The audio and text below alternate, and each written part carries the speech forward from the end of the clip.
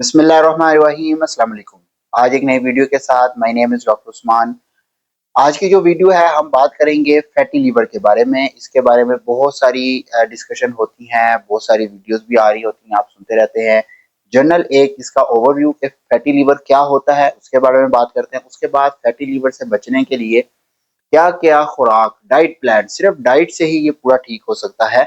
कोई मेडिसिन, इसके अलावा और कोई सप्लीमेंट्स वगैरह लेने की भी खास ज़रूरत नहीं। सबसे पहले हम बात देखते हैं कि फैटी लिवर क्या है।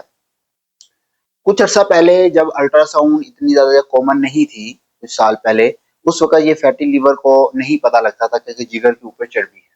जब अल्ट्रासाउंड आया है, अल्ट्रासाउंड जब एब्डोमेन का हो रहा होता है, तो उसमें सारा डॉक्टर बता देता है कि इसको लिवर के ऊपर चर्बी है, फैटी लिवर है, उसके डिफरेंट ग्रेड्स हैं, ग्रेड 1 का, 2 का और 3 का।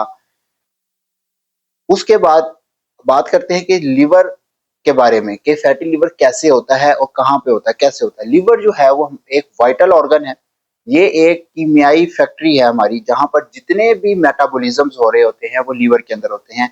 जो भी डाइट खाते हैं वो लीवर के अंदर जाके मेटाबोलाइज होती है। उसके बाद जो जो चीज जिस्म का हिस्सा बननी होती है वो जिस्म को दे देता है। जो चीज बाहर निकलनी है वो गुर्दे की तरफ पहुंचा के गुर्दे से या अंतड़ियों से स्टूल के थ्रू या यूरिन के थ्रू बाहर निकल जाती है। तो ये एक वाइटल ऑर्गन है। अब जो फैटी लिवर होता है वो दो तरह का होता है। एक होता है अल्कोहलिक फैटी लिवर, एक होता है नॉन अल्कोहलिक फैटी लिवर। जो अल्कोहलिक है वो मेनली क्या है, तो अल्कोहल कंजम्पशन जो होती है उसकी वजह से होते हैं। जो नॉन अल्कोहलिक होता है वो सारा का सारा डाइटरी होता है।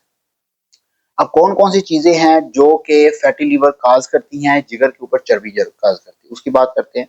उससे पहले कि ये बात कि जब जिगर के ऊपर चर्बी आ जाती है, उसका जब ग्रेड बढ़ना शुरू हो जाता है, जब ज्यादा चर्बी आ जाती है तो उसके ऊपर जो सेल्स हैं लिवर के, हेपेटोसाइट जिनको कहते हैं, उनकी इन्फ्लेमेशन होना शुरू हो जाती है।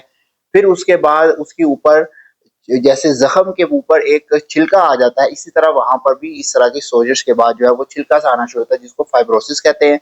उसके बाद फिर जिगर सिकुड़ना शुरू हो जाता है, सिरोसिस, और फिर डिफरेंट आगे प्रॉब्लम शुरू हो जाते हैं। तो जो डाइटरी काज है फैटी लिवर की, उसके अंदर है अनहेल्दी फैट्स का इस्तेमाल, जिसके अंदर कुकिंग ऑयल्स और बनास्पति घी से बनी हुई चीजें, प्रोसेस फूड जिसके अंदर बर्गर, शवारमा, पिज्जा, ये सब चीजें शामिल है। और सीडेंटरी लाइफस्टाइल के फिजिकल एक्टिविटी का बिल्कुल ही ना होना, और इसके अलावा जो हेल्दी फैट का इस्तेमाल ना करना, अनहेल्दी फैट का ज्यादा इस्तेमाल करना। और जितने भी जो बेकरी आइटम्स है जिसके अंदर डबल रोटी, कुलचा, बिस्किट्स, सारी बेकरी आइटम, ये सारी की सारी जो चीजें हैं ये काज करती हैं फैटी लिवर को। इसे बचने के लिए क्या है, बहुत इजी चीजें हैं। आप अनहेल्दी फैट्स को खत्म कर दें, जिसके अंदर से जितने भी कुकिंग ऑयल्स हैं और बनास्पति घी हैं, इनको तर्क कर दें, छोड़ दें। उसकी जगह पे एक्स्ट्रा वर्जिन ऑलिव ऑयल का इस्तेमाल करें, जो कि रॉ शक्ल में इस्तेमाल करें, रोटी के ऊपर लगाकर या सैलड्स के ऊपर डालकर या सालन के ऊपर एक चम्मच डालकर। इसके अलावा कोकोनट ऑयल का इस्तेमाल कर सकते हैं फॉर कुकिंग पर्पस, और देसी घी का इस्तेमाल कर सकते हैं फॉर कुकिंग पर्पस। उसके अलावा जितनी भी बेकरी आइटम्स हैं उनको तर्क कर दें, प्रोसेस फूड्स है उनको तर्क कर दें, वेजिटेबल्स का ज्यादा से ज्यादा इस्तेमाल, नट्स का इस्तेमाल, और चिया सीड सुपर फूड का इस्तेमाल, एंटीऑक्सीडेंट्स का इस्तेमाल, एंटीऑक्सीडेंट जो फ्री रेडिकल्स को खत्म करते हैं। और ऐसी जो भी चीजें जिसका ग्लाइसेमिक इंडेक्स बहुत ज्यादा हो, उन चीजों को खत्म कर दें। सबसे ज्यादा अनाजों में से गंदम की रोटी को, गंदम को आहिस्ता आहिस्ता करके खत्म करें। उसकी जगह पर जो ज्वार, बाजरा, मकई, इन चीजों का, इन अनाज का इस्तेमाल में लेके आए। और वो चीजें जिसका ग्लाइसेमिक इंडेक्स बहुत ज्यादा है, जिसके अंदर जो मैंने चीजें बताई, अनहेल्दी फैट्स हो गई और प्रोसेस फूड्स हो गई, उनको आप अपनी डाइट में से तर्क कर दें।